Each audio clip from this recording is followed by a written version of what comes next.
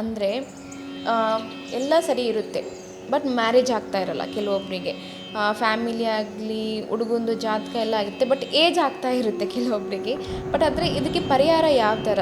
ಈಗ ಮದುವೆ ಜೀವನಕ್ಕೆ ಕಾಲಿಡಬೇಕು ಅಂತ ಅಂದಾಗ ಕೆಲವೊಬ್ರಿಗೆ ಮದುವೆ ಆಗ್ತಿರಲ್ಲ, ಏನಾಗ್ತಿರಲ್ಲ.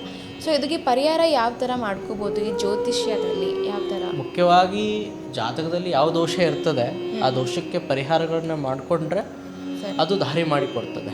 ಮೊದಲನೇದಾಗಿ ಈ ಕುಜದೋಷ ಇದ್ದವರಿಗೆ ಸರಿ, ಕುಂಭ ವಿವಾಹ ಮಾಡ್ಕೊಳ್ಳೋದು, ಕೃಷ್ಣ ವಿವಾಹ ಮಾಡ್ಕೊಳ್ಳೋದು, ಆಮೇಲೆ ಇನ್ನೊಂದೇನಪ್ಪ ಅಂತಂದರೆ ಕುಜಶಾಂತಿ. ಈ 3 ಪರಿಹಾರಗಳನ್ನು ಮಾಡ್ಕೊಳ್ಳೋದ್ರಿಂದ ವಿವಾಹಕ್ಕೆ ದಾರಿ ಮಾಡಿಕೊಡ್ತದೆ. ಆಮೇಲೆ ಬರುವಂಥದ್ದು ಗುರುಬಲ ಇರೋದಿಲ್ಲ. ಗುರುಬಲ ಇರಲಾರ್ದವ್ರಿಗೆ ಗುರುವಿನ ಆರಾಧನೆ ಆಗಬೇಕು.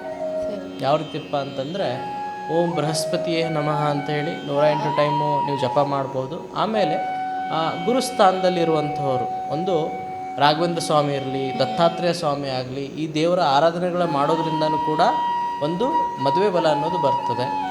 ಆಮೇಲೆ ಗುರು ಬಲ ಬರೋ ಮಟ್ಟ ಸ್ವಲ್ಪ ವೇಟ್ ಮಾಡೋದು ಒಳ್ಳೆಯದು. ಇದರಿಂದನೂ ಕೂಡ ಕಲ್ಯಾಣ ಆಗ್ತದೆ.